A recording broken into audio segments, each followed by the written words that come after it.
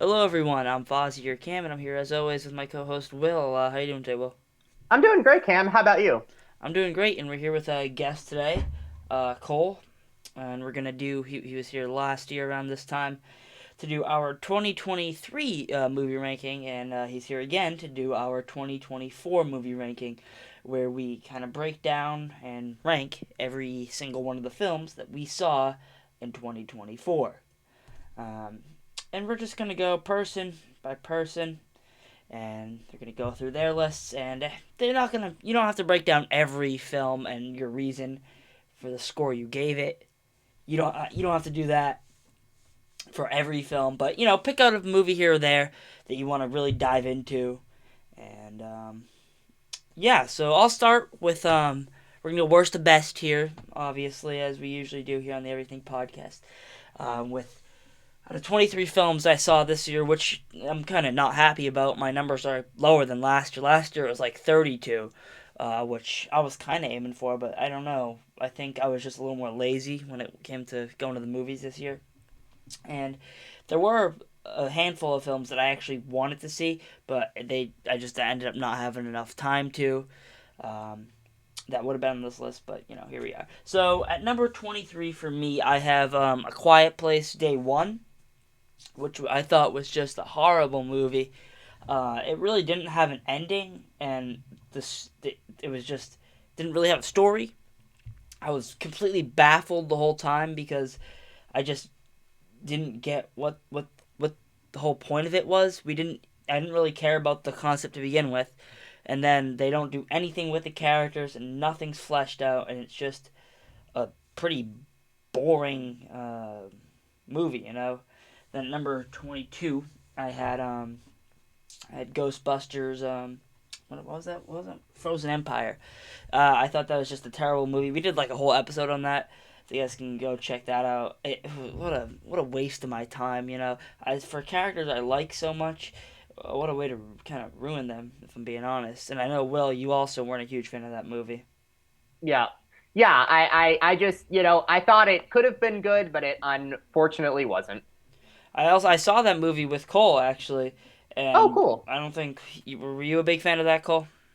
I was not. I didn't hate it as much as you, but Yeah. yeah, I didn't think it was good.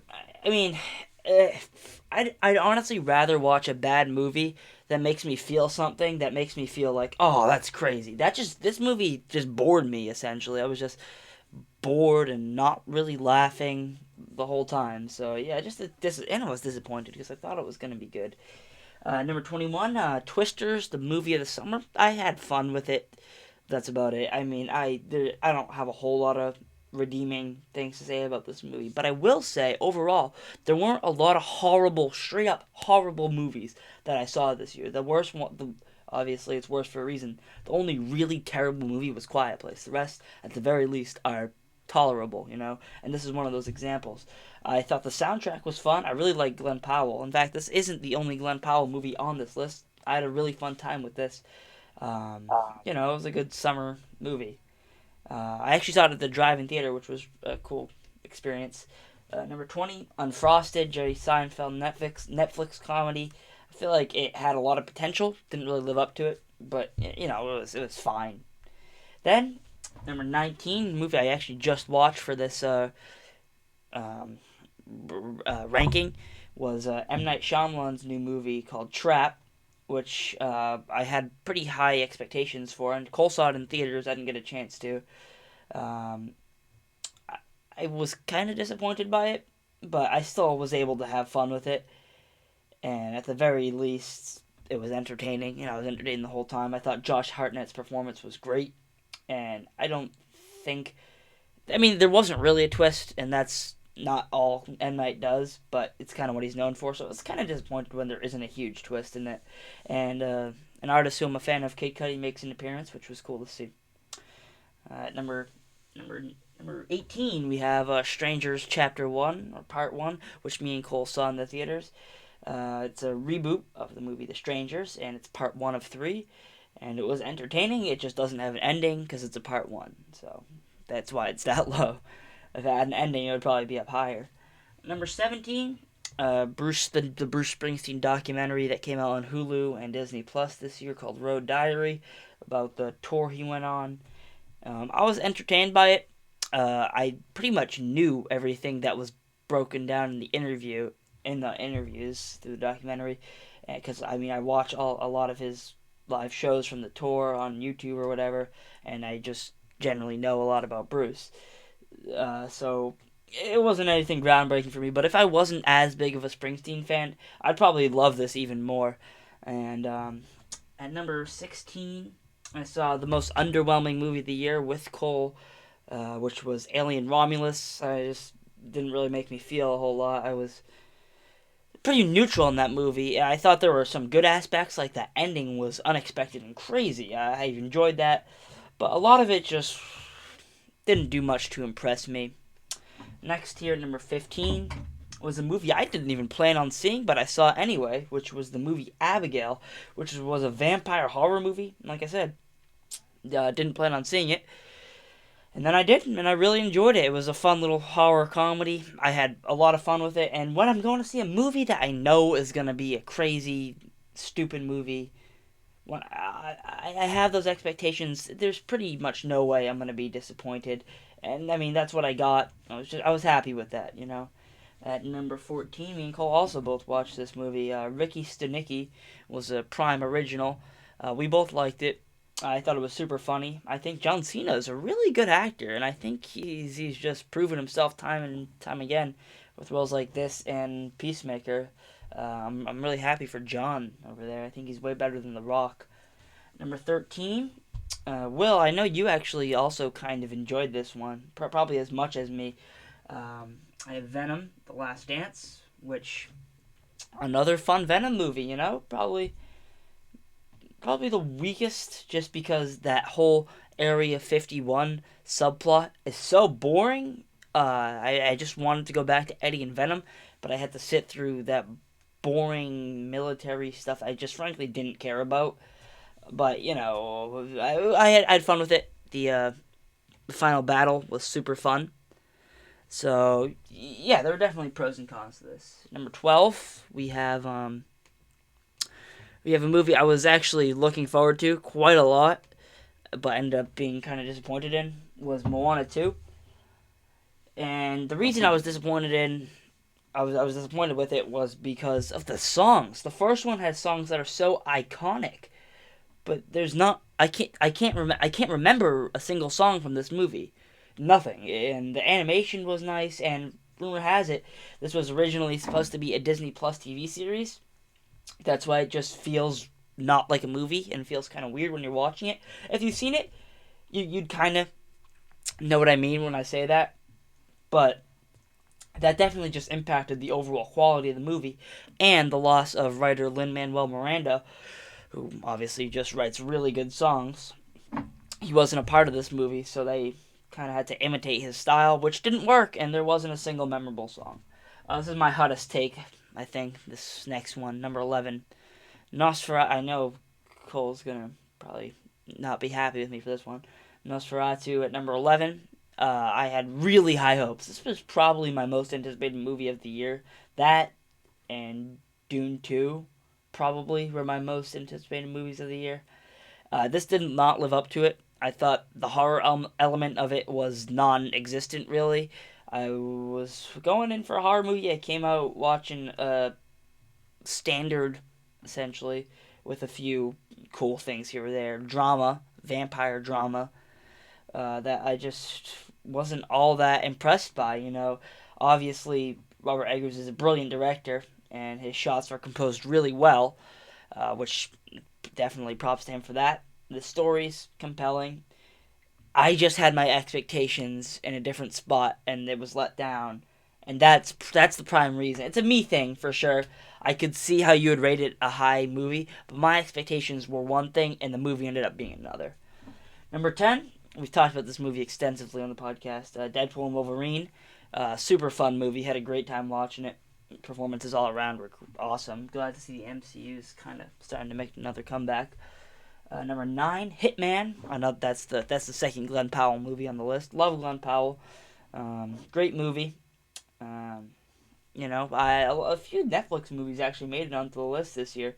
Actually, the next spot's also a Netflix movie. But Hitman, I thought, was a super fun movie. I had a great time with it. Performances all around were super charming. And then, like I said, next another Netflix movie at number 8, we have Carry On with Jason Bateman, which wasn't expecting to even watch. Watched it, really liked it. Super fun time, thrilling, great movie. I want to spend a lot of time on this one because we haven't talked about it a whole lot on the podcast. Number 7, Joker Folie à Deux. Everyone hated it. Everyone hated it except for me and Cole. We both really enjoyed this movie. I mean, it's just ridiculous how much hate this thing got. Yep. At number 6, we have The Fall Guy, which I love Ryan Gosling and I like action movies, so this worked perfectly. I had an awesome time with this.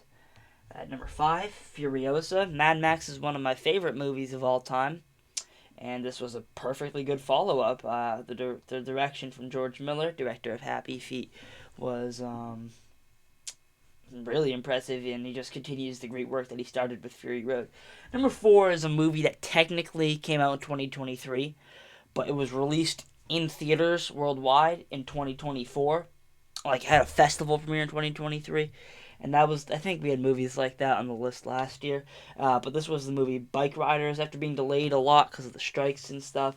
It was one of my most anticipated movies of the year, and it lived up to it. It was like Goodfellas, but on bikes, which I thought was really fascinating.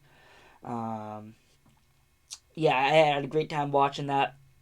Performances are great. Austin Butler's fantastic. He's a great actor. Can't wait to see what he does in the future. Number 3, we have Wicked. Saw it twice, once with Will and once with Cole, which was a great experience. Both times. The songs top tier, acting top tier, just the set design beautiful. Everything great about this movie. Can't wait for the sequel. Number 2, the movie Longlegs, was a horror movie reminiscent of Silence of the Lambs. Was I was told it was the scariest movie of the year, and it was. It was a scary movie. I really enjoyed it. Longlegs was great. Great performances from everyone, specifically Nicolas Cage. Thought he was great. Even though he wasn't in it for a long time, his impact was felt throughout the movie. And at number 1, should go without saying, Dune Part 2. It's the most epic movie I've seen since, like, I don't know, Top Gun Maverick. I mean, like, what are we doing here? Just a masterpiece here. The action's great. The acting's great. It's an iconic movie, as we all know, and the performances from everyone are fantastic. Can't wait for the conclusion to the series. And that is my ranking of the 2024 movies. So now I'd like to pass the torch to Cole, who will then pass the torch to Will. Um, so Cole, get us started on your 2024 movie ranking, worst to best. All right. Like Cameron, I watched 23 movies this year. I could have stepped it up a bit, but I just couldn't get around to some of the movies I really wanted to watch, like Anora and The Substance. But at 23, I have the movie Tarot. It was a movie about these fortune telling cards, and honestly, it was all over the place. It wasn't enjoyable, and it was just a bland movie. I couldn't get any enjoyment out of it. Um, at 22, I have Godzilla X Kong: The New Empire. Um, I thought Forgot about that seeing, movie. yeah, I thought seeing Godzilla and King Kong team up would be pretty cool. But it was a train wreck, and I can't get behind it. Um, at 21, I have Despicable Me 4, which it pains me to say because I really did like the other three movies and then the Minion spin-offs, but I didn't think it was too good. At 20, I have Beetlejuice, which this was one of my most anticipated movies of the year, and it really disappointed me, which kind of hurts to say because I grew up loving the first Beetlejuice. At 19, a movie I saw with Cameron in theaters, Ghostbusters: Frozen Empire. Like Cameron touched base on most of my thoughts. It was just a boring movie, and I really did like the characters in the was it 2021 2021 Ghostbusters. Yeah. but and it just felt like they didn't have anything to do in this movie. At 18, I have Bob Marley's biopic One Love, which really sucks because the acting performance from Kingsley Benedict was pretty good, but it's just the story was very boring and hard to follow at times. Hmm. At 17, I have M. Night Shyamalan's movie Trap. Yeah, we have I around the thought, same spot. yeah, I thought it was. I enjoyed it walking out of the theater. I think if you don't put too much thought into the movie and kind of just like enjoy it for what it like the concept, it can be pretty enjoyable. But other than that, there's not much to it. Strangers Chapter One is my 16th place because, like Cameron said, it's not a fully fledged out story yet. But maybe when part two and part three comes out, I can think of this movie more highly.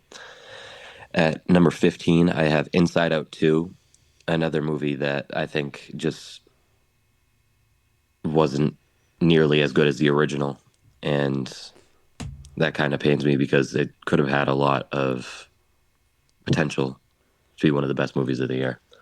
At 14, I have Joker Filet Du, which for months I was a very big defender of this movie, but my opinion is kind of lessened on it. I still like it. It's just, I don't think of There it are as highly as I flaws. did. There Yeah, are there are definitely flaws for flaws. sure. I still it's Yeah. entertain. It does. It makes it's not a horrible movie by any I means. Like get people are I saying. get some of the hate. I don't get Yep. everybody Yep. hating on it. But at number 13, this is a movie that I know Cameron did want to see at the time, but just never got around to it. Civil War. I really did like the concept of it not being told from like a side. Never It's watched it. a news reporter doing his job. You see both sides of the Civil War, and I think that was a really brilliant way to do it. Getting into the movies, I really liked. At number 12, Alien Romulus. I do not agree with Cameron on this. I don't think it was bland.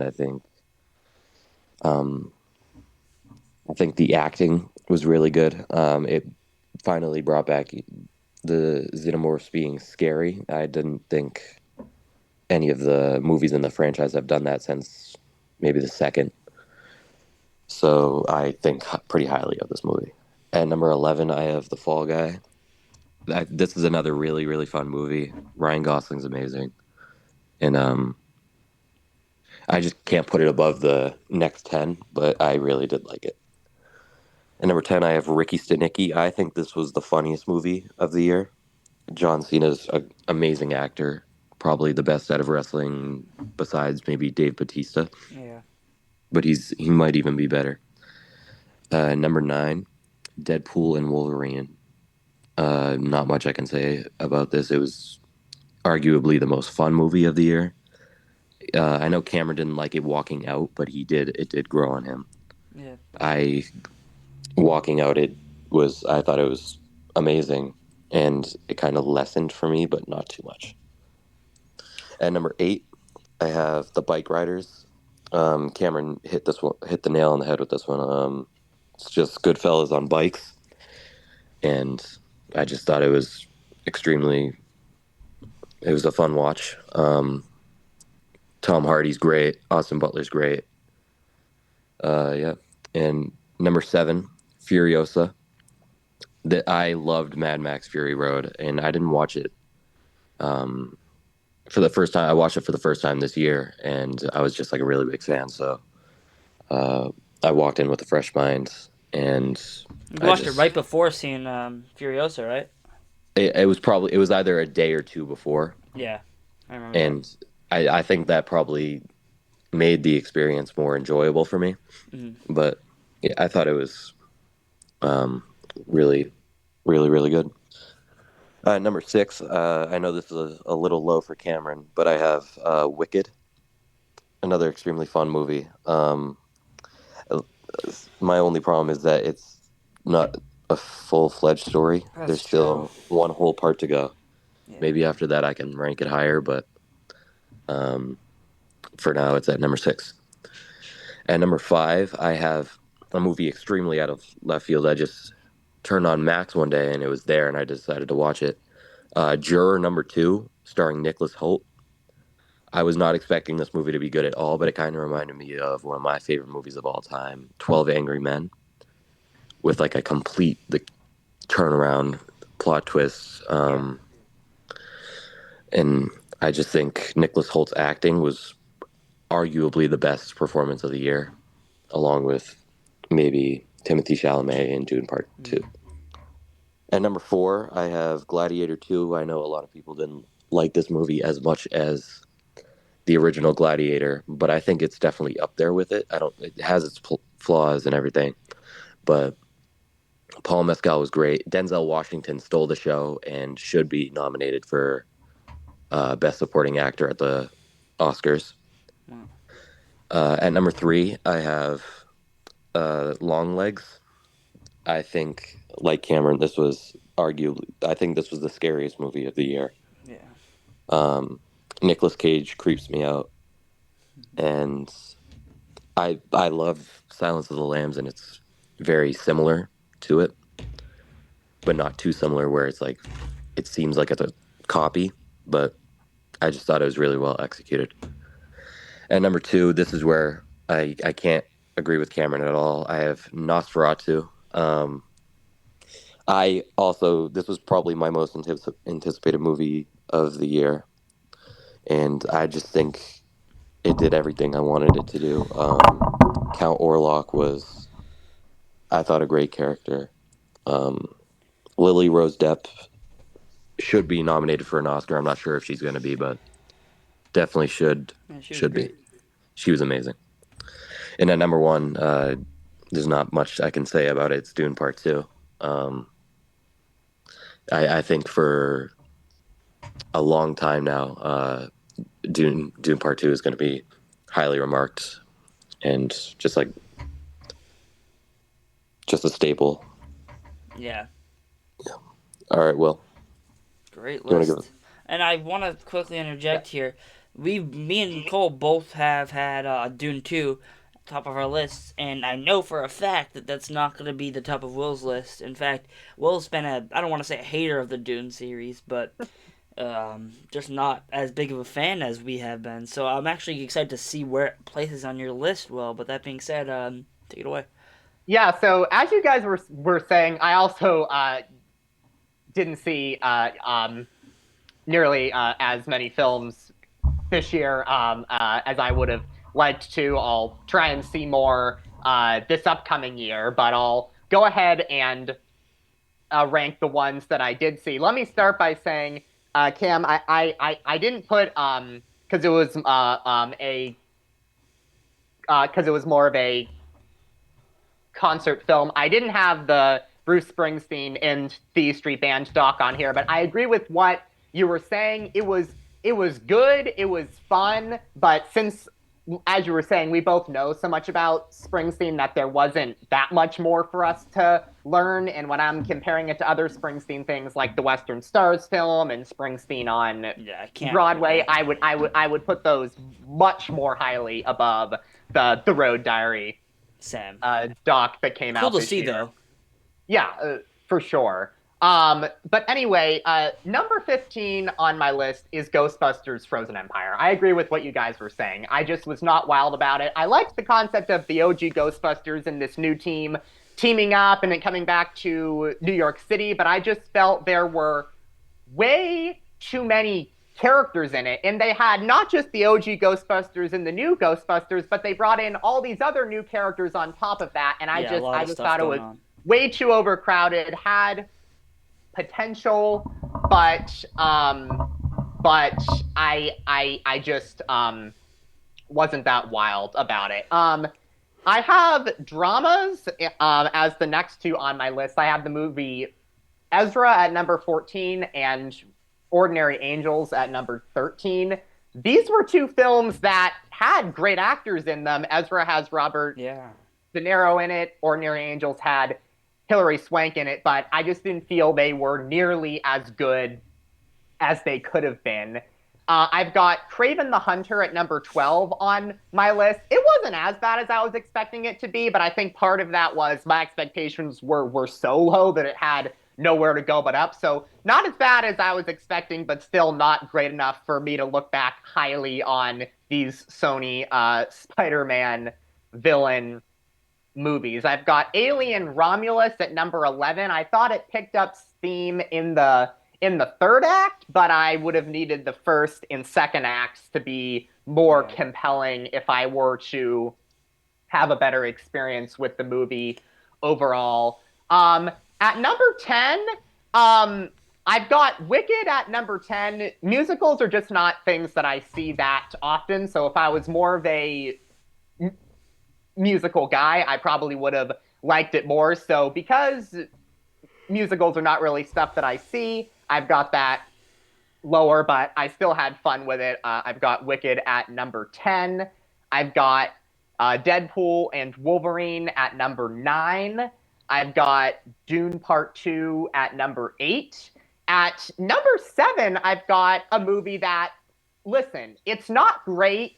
It's got its flaws, but there are certain movies where they can almost be films where they're not the best, they have flaws, but you still have a really fun experience with it because you're still able to acknowledge the things that the movie did well despite its flaws. So just in terms of a really enjoyable time at the movie theater, I've got Venom: The Last Dance at number 7. I agree with Yeah. what you were saying, Cam, about how they could have focused on Eddie and Venom more instead of having that whole subplot. But I still Yeah, had a really enjoyable time for sure. with Venom: The Last Dance.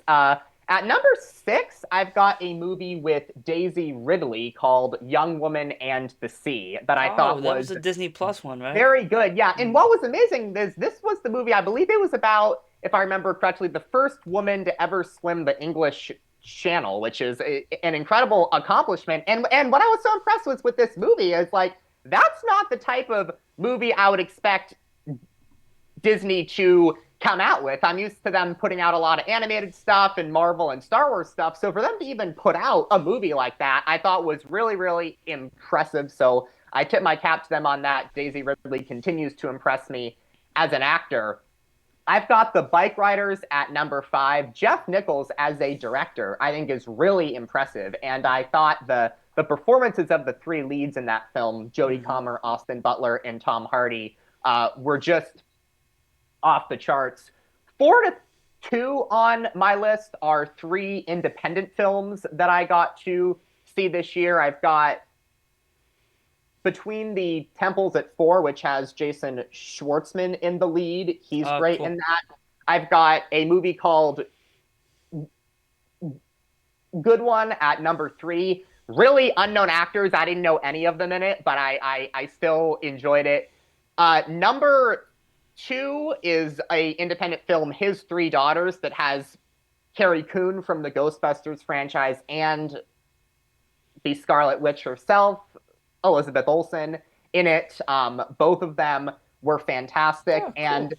number 1 on my list, I don't think I didn't hear either of you guys bring this one up, so you probably haven't seen it yet. But at number 1 on my list, Ah, yeah. I'm giving it I know what it to is. A Complete Unknown, the Yeah. Bob Dylan biopic, because Oh yeah. really, you could say no one should have played Bob Dylan, and Timothy Chalamet somehow pulled it off. And what I'm so impressed with him is just he's showing such a diversity of roles he's capable of playing throughout his career so far. Just in the last year, he played Willy Wonka in a musical. He was in Dune Part 2, this big sci-fi blockbuster Mm-hmm. film, and then he's in a biopic playing Bob Dylan. So really, what can't this guy do? So I'm going to put that at number 1 just because I feel like no one should have been able to play Bob Dylan, and Timothy Chalamet found a way. So I just got to tip my cap to Yeah, him for that. totally. That's perfectly respect. I can't wait to watch this movie, especially as I'm starting to get super into Bob Dylan, just diving into his catalog. So yeah, I can't wait to watch this. I'm honestly surprised I decided to watch the movie Trap over this. I guess it's not on streaming, and I haven't had a chance to go back to the movies yet. So That's probably why. But at some point, there are like 3 movies I need to see and a few optional ones that I might see Yeah. for 2024 that I might mention in future episodes of the podcast. But the Complete Unknown is definitely one of them, and I've really liked Timothy Chalamet a lot more this year. He's done a lot of great things, a lot of great interviews, and he was great in both of the big movies he was in this year. But that about wraps up this episode of the Everything Podcast, a classic Everything Podcast ranking episode, um, where we did our whole thing, our 2024 ranking. I was so happy to do this again. Cole, we're happy to have you on the podcast. Thanks for joining us. Happy to be back. Thank you for having me. Of course. Well, thanks for joining me as always. Of Great course. seeing you guys' lists, and we'll see you next time.